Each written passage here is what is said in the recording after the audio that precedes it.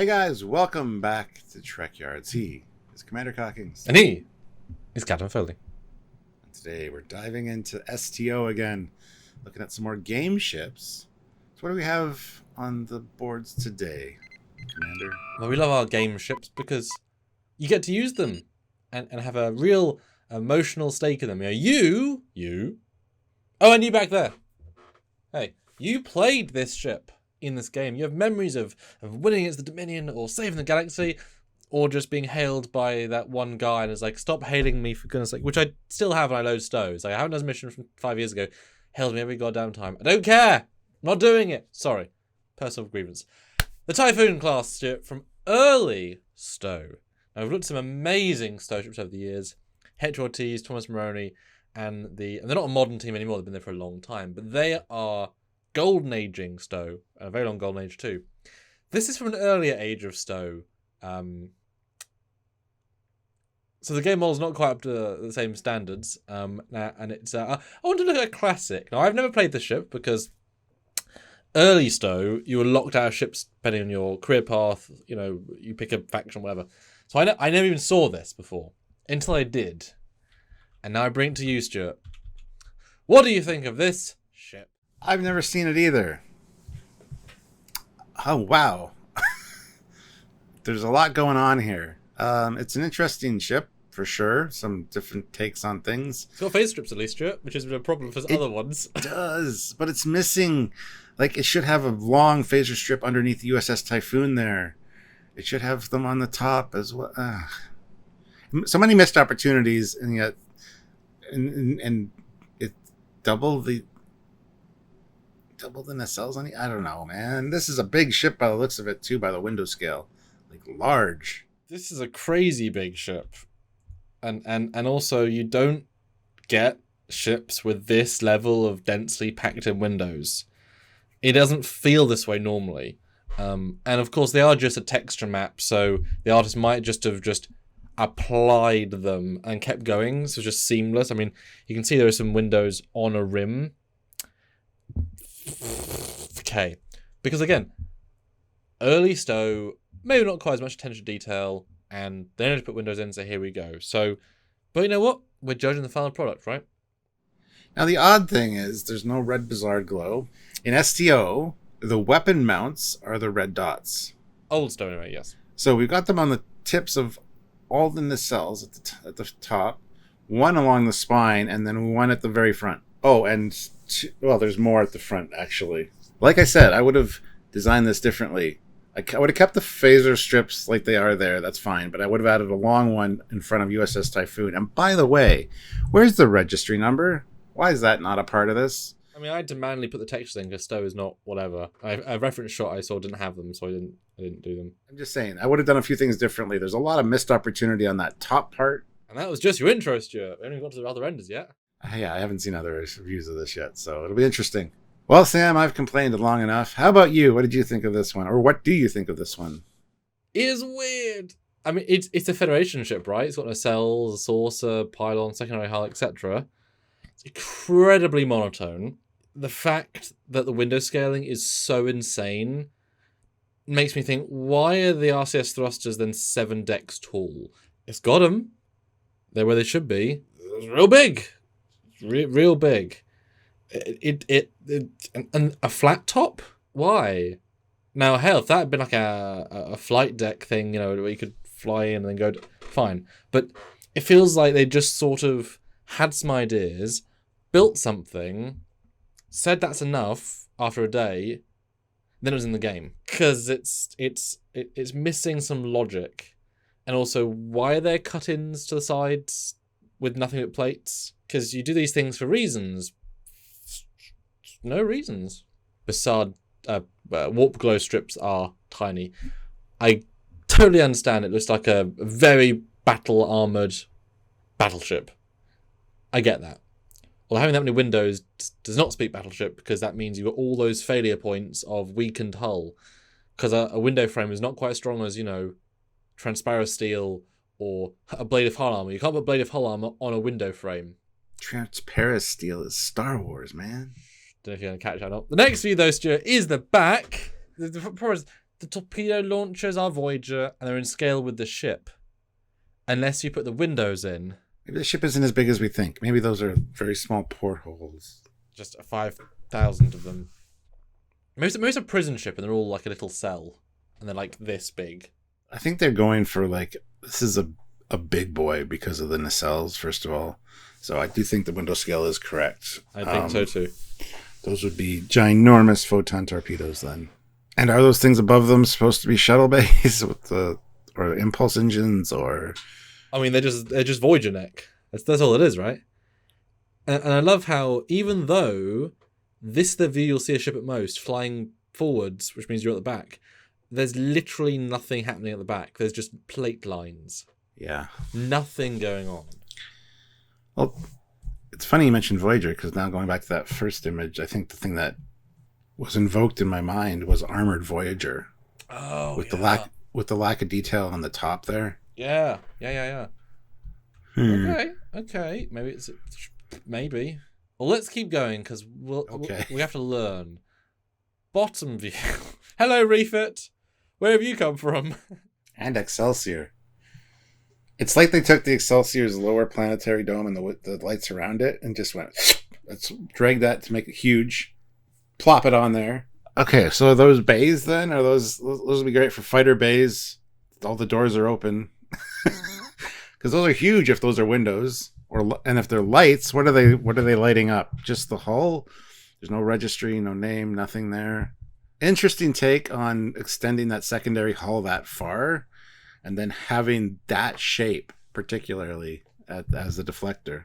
My brain is reeling from this. And also I can see that they've clearly taken what was a more curved saucer and added a bit of pushed forwardness to give it a more pushed forwardness. Like you can see where the plates are meeting. That was clearly either an afterthought or an additional thought. The plates don't make sense. There's texturing flaws at the front. There's a V, which appears, it's not in the middle. There are two giant greebly bays at the bottom, which reminisce of the Voyager landing bay doors for legs. But clearly this thing can't land. That'd be insanity. Oh my God, Stuart. There's a goddamn hole in the pylon. It's got negative space too. What? Yep, I saw that. And again, I still can't see red Blizzard glow, so... Well, you should see him now. Oh my gosh. And those are very Romulan nacelles at this range, like a pointy, fun Romulan nacelle. Yeah, absolutely. You're absolutely right. But they're very much like Star Trek TMP, grill slices a la vents. Because I guess it would be vents, but they would have to be. But why that pointy? Very, very minimal warp glows. My goodness. And again, wow, huge RCS thruster area. Assuming that's what those are, which the right place for them. So, but yeah, that front bit seems tacked on. Like, I don't like. Let's go. Let's move on. Now this is an okay view if you take away the scale of the ship. Yeah, because it's just classic Trek, but with a slight hodgepodge of shapes. Again, a lot of weird cutouts in the struts, though. Like as we talked about with other ships. To do the cutouts is interesting, but usually there's a functionality reason for it. Here, it just seems like for the sake of aesthetics. Like, just let's make something look cool. And if anything, taking that curve from the nacelles that goes down and stopping it to cut that out would be a weak spot. Because curves are naturally strong. I don't know, man. Just extend that down to the secondary hull. It would look a lot better, I think. It looked like less of a weak area, Especially holding two nacelles on each strut. And I like how I can now see this. It's actually just one nacelle design. They've mirrored and then attached in the middle. It's very logical, actually. I see a structure there, which I don't actually mind. The way there's kind of a plating at the top to kind of preserve and protect it. It's actually not bad. Well, that's the thing. I mean, if the closer ones you can see a little bit of a different structure, but the one further away, it looks like there's like a shield on top of both nacelles. Yeah, which is cool, actually. But if you look at it, the one closest, it's like in the middle of the nacelle.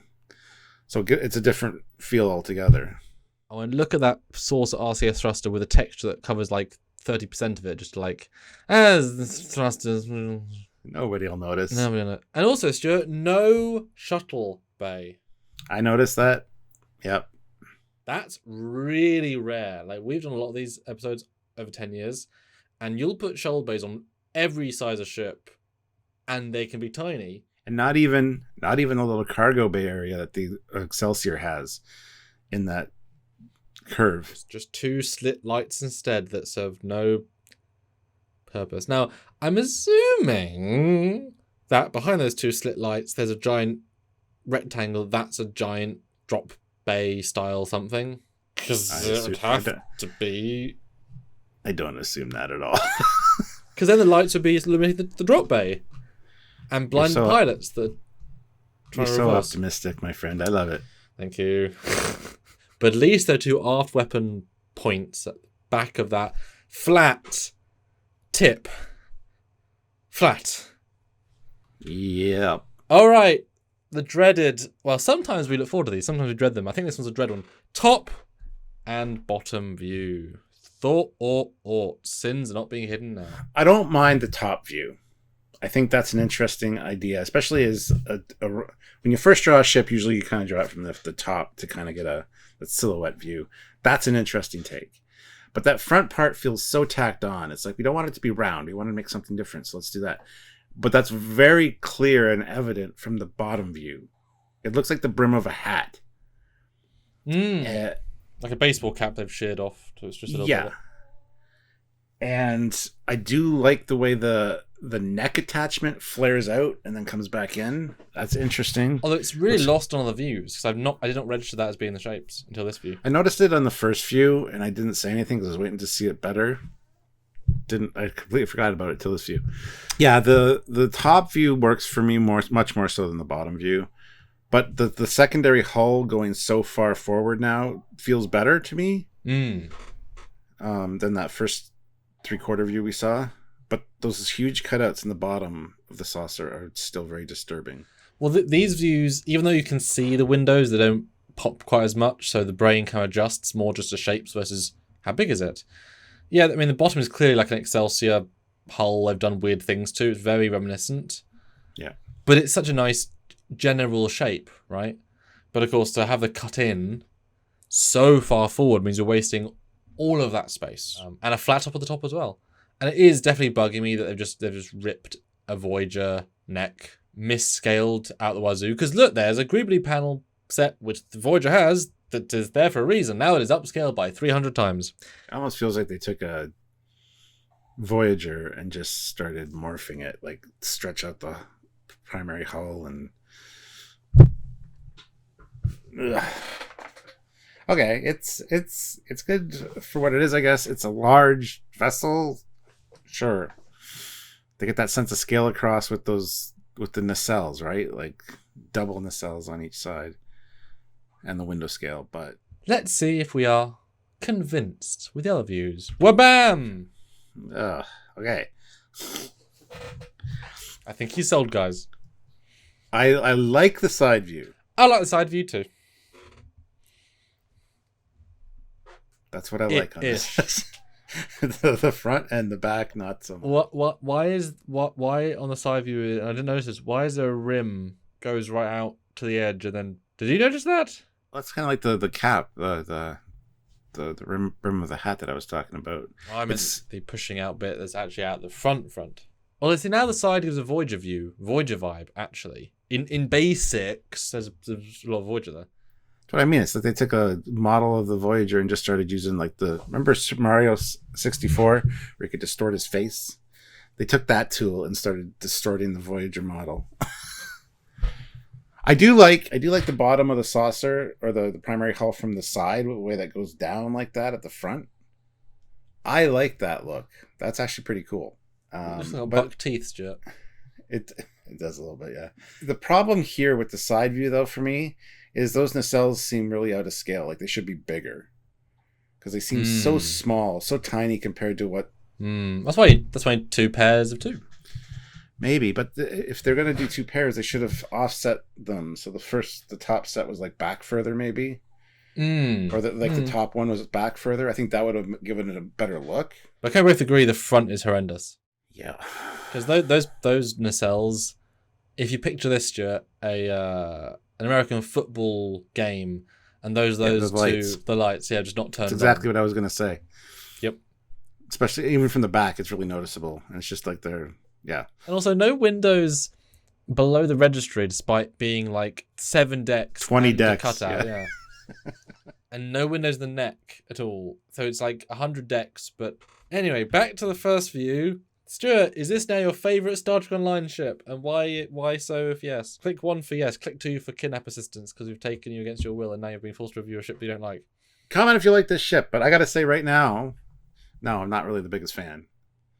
Again, some good ideas. And if I had an opportunity, I'd change a few things and make it much better.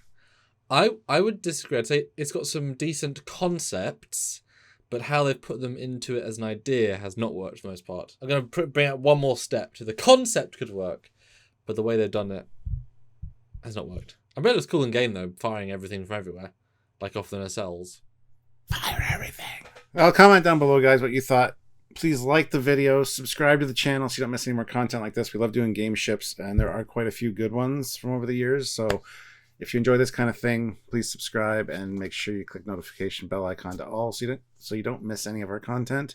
We do a lot of edited content as well as weekly lives and really fun stuff. So you don't want to miss it. So do the things. And while you're doing the things, you can super thanks on this video. If you've got a really impassioned thought, because you can have that about the ship, let us know via super thanks, or you can go monthly to support this channel via Patreon.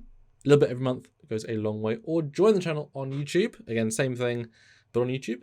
Both get you in the Trekyards fleet video at the end of every single edited video, which we love. We love seeing that fleet every week. Or super thanks on our live, or PayPal, trekyards@hotmail.com, or all of the above, because each and every one helps us in a different way. So thank you in advance, and tune in for the next ship. That's right. So until next time, he's Commander Cockings. He's Captain Foley. This has been Trekyards. I'll see you guys later.